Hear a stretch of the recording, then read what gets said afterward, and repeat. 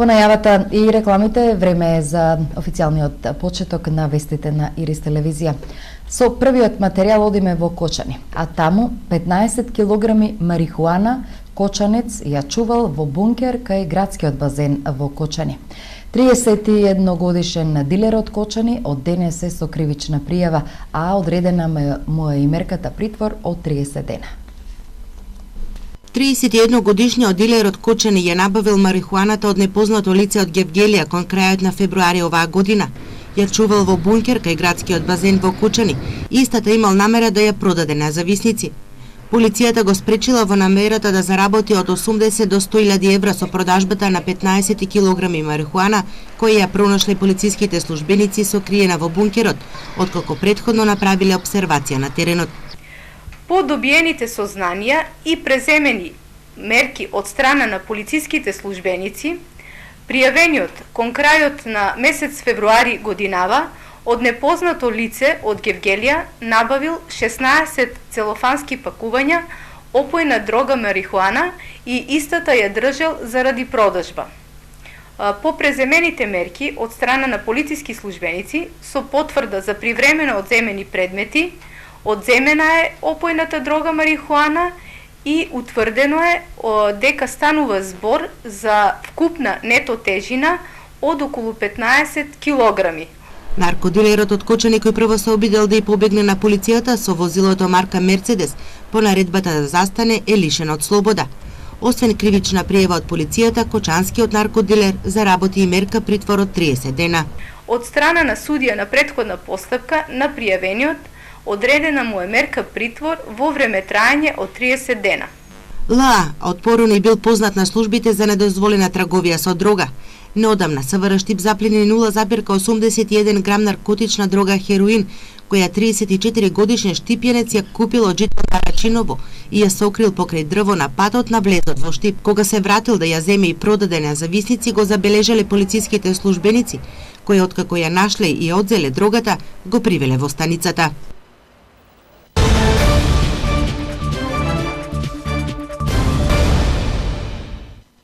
Министерот за одбрана на Република Македонија Зоран Јолевски денес беше во работна посета на касарната Јане Сандански во Штип. Тој пред новинарите нагласи дека безбедносната состојба во државава е на високо ниво. Безбедносната состојба во државата е стабилна, оцени министерот за одбрана Зоран Јолевски при денешната посета на штипската касарна Јане Сандански. Безбедносната состојба во Република Македонија е на високо ниво, е стабилна. Ние како армија и другите институции следиме внимателно безбедносната состојба и сме подготвени соодветно да реагираме. Во наредните 10 години е предвидено од буџетот да бидат издвоени 17 милиони евра кои ќе бидат наменети за модернизирање на македонската армија. Во последните 2 години, со примење на 470 професионални војници се пополнија единиците на македонската армија, а ќе се набави и нова опрема, посочи Јовевски. Во тек е курс за обука на војници кои што порано и подофицери завршиле факултет и тие ќе станат следните офицери во армијата, а исто така и на Војната академија образуваме наши кадри. Сакам да истакнам дека денеска бев пред доаѓањето дека на аеродромот во Скопје, каде што пристигна првите 2 ремонтирани хеликоптери во текот на викендот, така да и во тој сегмент напредуваме во армијата. Министерот за одбрана на Република Македонија Зоран Јолевски денес изврши и увид во техничко-материјалната подготвеност на вториот механизиран пешадирски баталјон.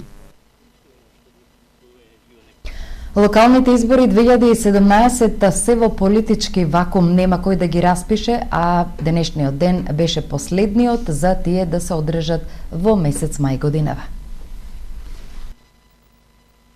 Пробиен рокот за распишување на локалните избори на кои граѓаните би бирале нови градоначалници и локални совети.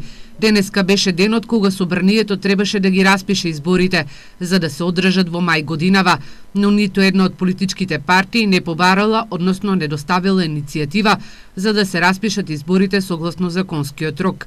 Во моментов СДСМ го бара мандатот за состав на влада, а ВМРО ДПМН инсистира на нови парламентарни избори.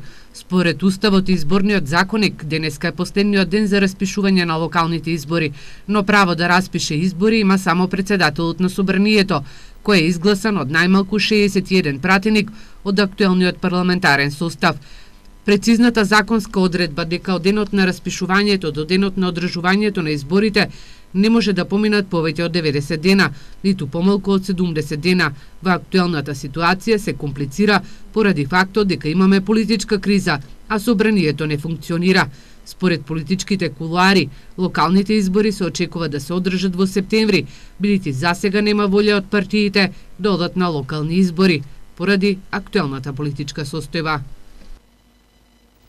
Се подига свеста кај текстилните работнички, а со тоа се зголемуваат и жалбите за кршење на работничките права од страна на работодавачите, информираат од невладината организација ЕХО.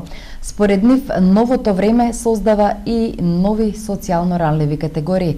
Во изминатиот период најактуелни се политички неподобните лица и ЛГБТ заедницата. Околу 40 на работници се пожалили дека нивните работодавачи им ги скратуваат работничките права. Иако бројката може да биде поголема, сепак велат од невладината ЕХО. Ова е чекор напред, што укажува дека работниците конечно се охрабрија за јавно да зборуваат за своите проблеми со кои се соочуваат на работните места. Да речеме прекршување на работното време, значи работат многу повеќе од она што е по закон, работно време од 8 работни часа.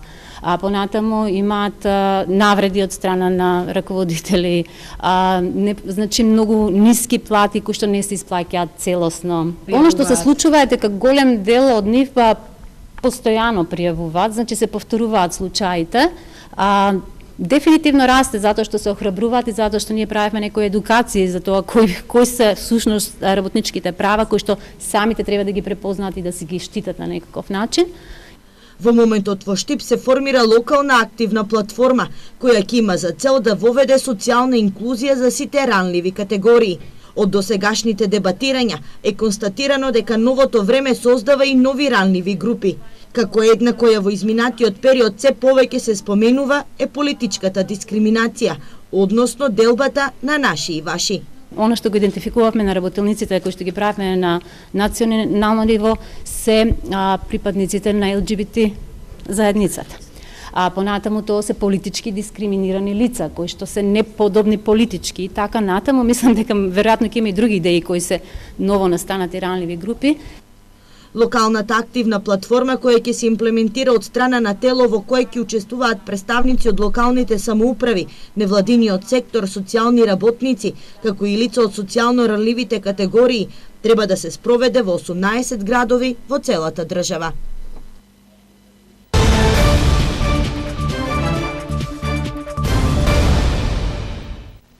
Расните кучиња, освен што понекогаш касаат недолжни граѓани, тие се почесто се и мета на кратците во Штип. Собствениците алармираат за оваа појава и за групата која заработува од продажба на домашните миленици. Бараат полицијата да го преземе случајот во своји раце. Миленик, пиќе на езерото Дона, го сретнавме на патеката покрај Отиња. Вели дека слушнал дека се крадат кучиња и дека потоа се препродаваат поевтино, и тоа најчесто надвор од градот, за собствениците да не ги препознаат. Овој кој чува дека расне кучиња, чува ги у дворови. И тука ги крадат по дворовите. Иначе имам слушнат од повеќе луѓе дека горе таму кај Нардански пат кај манастирот, боровите што се, дека и мало граден прозор, дека ги чуват вие украдените кучиња, миличиња и дека после ги продават.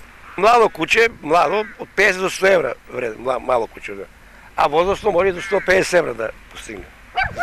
А тие ќе го продадат за многу помалку пари? Па за помалку ги продават. И тоа надвор од градот ги продават. Си некој ќе си ги познае нормално, не? Така да ги продават обично надвор од Штип. А тоа дека се крадат, се крадат. Па гледам често има написи по вие дрвата тука, нели? Куче тоа и тоа, засликано, нема го, тоа се е украдено тоа. Речиси секој ден преку социјалните мрежи се бараат исчезнати миленици. Украден е домашен миленик. Ако имате било каква информација, ве молам да ме известите. Следува награда. Се наслови кои ги постираат собствениците кои останале без своите миленици.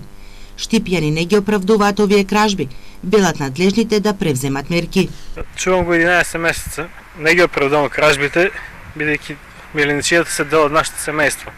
А тебе мислам надлежните органи, мислам Министерство за вътрешни работи да ги проверят тия гласени са или не ли са. Патроли нацика пушат дали свои луѓе, службени лица, треба да се проверят тия работи. А мислам дека е точно. Порано актуелни беа кражбите на ловички кучиња. Од Штипското ловно здружение вела дека сега не се актуелни и ги нема во тој размер како порано. Од СВР Штип вела дека според нивната евиденција нема пријави, од причина што честопати откако ќе пријават кражба, собствениците пријавувале дека ги пронашле мирениците или дека се вратиле дома, но ги охрабруваат да ги пријават кражбите за да превземат мерки.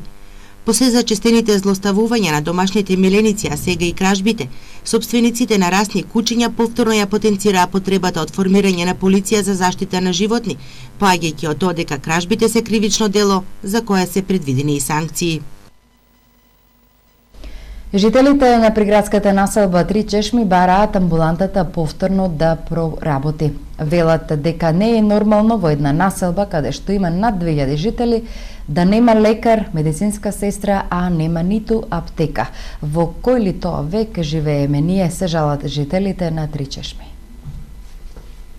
Жителите од приградската населба Три Чешми бараат амбулантата повторно да профункционира. Велат дека имаат огромна потреба од матичен лекар, но и медицинска сестра.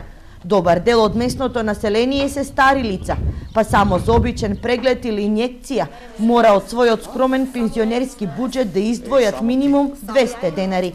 Лекар ни треба, ама амбуланта и лекар немаме. А би требало да има.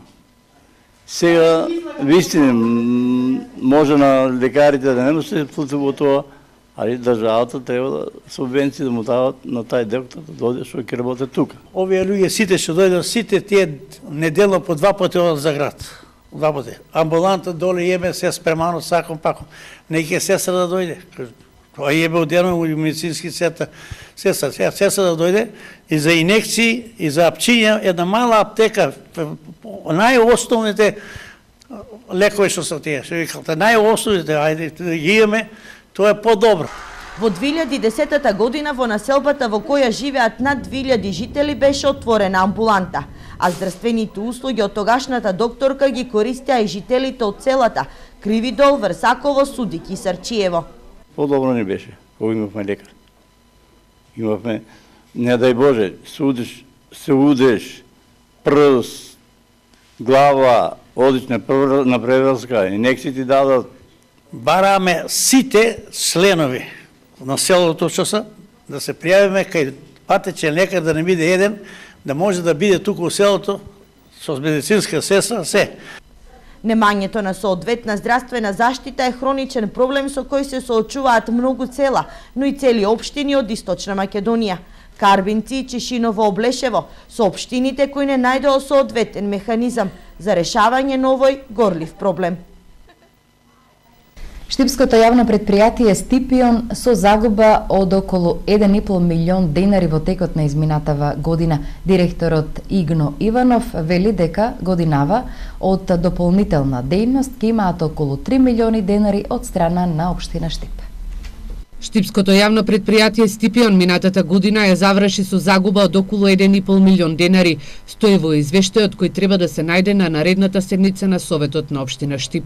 Меѓутоа, ова загуба ќе беше уште помала, бидејќи ценовникот кој што ни е потребен за проектирањето, односно за проектите кои што ги изготвуваме во нашето предпријатие, дојде некаде доста касно, некаде при крајот на декември, со последната седница на Советот на општината, и ова загуба, така да речем, ќе беше уште помала, бидејќи имавме проекти кои што ги завршивме во минатата година, а не ги реализиравме. Иванов смета дека со преземањето на уличното осветлување бенефити имаат општината, но и граѓаните. Апелира граѓаните да бидат стрпливи и екипите ќе ги осветлат сите улици во градот. Денешниот ден веќе работат на улица Каваклија, каде што подолго време беше во прекин на уличното осветлување. Тука имавме технички проблем, немаше околу промена на самите сиелици, туку имаше прекин на кабел. Во саботата тоа го саниравме, денес доаѓа до промена на сиелични места и верувам дека луѓето од ова населба ќе имат улично осветлување. Иванов забележува дека досега на годишно ниво општината за улично осветлување издвојувала околу 100.000 евра, а тие како јавно предпријатие би имале трошоци за одржување и инвестирање на половина од оваа сума, односно ќе им требаат околу 3 билиони денари.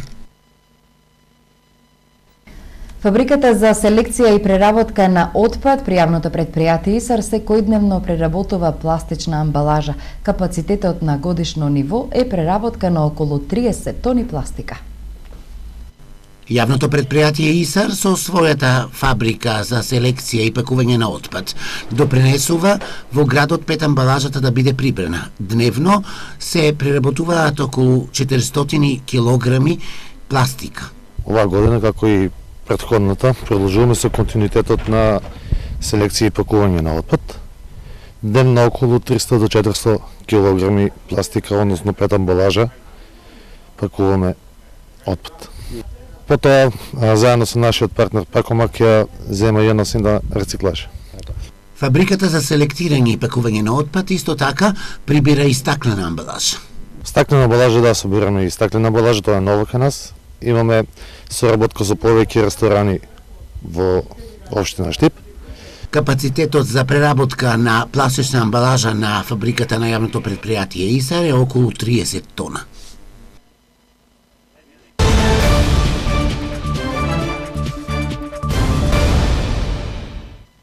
Прва и трета лига фудбал во ова издание на вестите. Екипата на Брегалница освои само еден бод на градскиот стадион во Штип во средбата со екипата на Силекс од Кратово. Гледачите видоа дури 6 голови, од кои последниот за Брегалница беше постигнат во судиското надополнување. Мощно ефикасен надпревар одигра Брегалница и Силекс на градскиот стадион во Штип. Брегалници по 21 одигран надпревар, не само што не успеа да дојде до втора победа, туку дојде до еден бод во самиот финиш на средбата. Силекс прв дојде во водство со гол што го постигна Неделковиќ во 18-та минута. Брегалница го израмни резултатот на 1:1 во 37-та минута со гол што го постигна Бобан Ѓоргиев. Во вториот дел, поточе во 52-та минута, Брегалница дојде во водство 2:1 со гол што го постигна Ристен Умов. Гостите од Кратово изравни на 2:2 со голот на Калановскиот пенал во 71-та минута. Во 84-та минута Силекс повторно доаѓа во водство, овој пат од 3:2 со голот што го постигна Тимов. Брегалница го изравни резултатот на 3:3 со голот што го постигна во судиското надополнување Дарко Стојанов. Еве ги комплетните резултати од ова 21 коло. Шкендија Шкупи 0:0. Победа Вардар 2:1, Брегалница Силекс 3:3, Македонија Ѓорче Петров Перистер 1:2 и Работнички Ренова 0:0.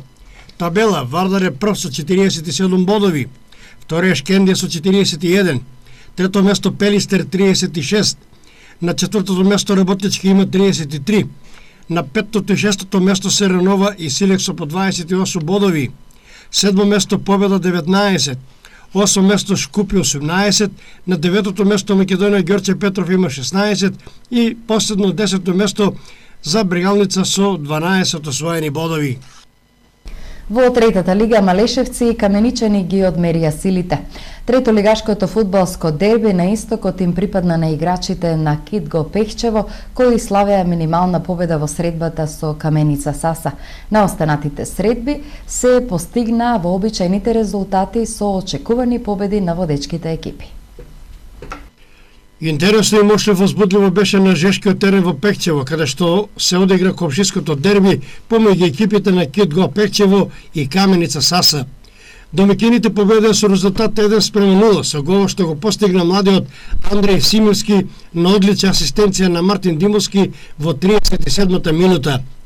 Гостите има идеална можност да го изравнат резултатот во самиот финиш на судиското надополнување, но голманот Тамер Јамаковски и штоперот Никола Тонев беа на висина на своите задачи и не дозволеа изненадување. Еве ги комплетните резултати од ова 17-то коло.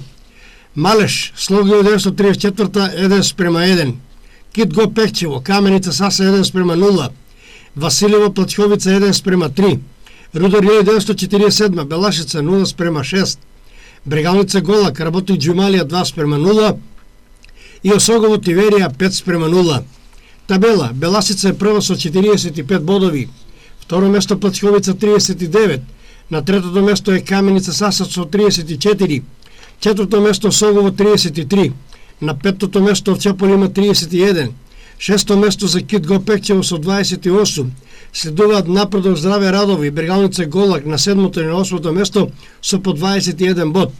На деветото и десетото место се работи Джумајли и Тиверија со по 17 бодови, 11-то место Мале 16 бодови, 12-то место Василево 15, 13-то место Слогио 934 11 и на последното 14-то место Рудар 1947 со само 10 освоени бодови. За сега толку, почитувани гледачи, бидете и во приложение со Ирис телевизија, а повеќе вести можете да прочитате на нашиот веб портал. Имајте пријатна вечер.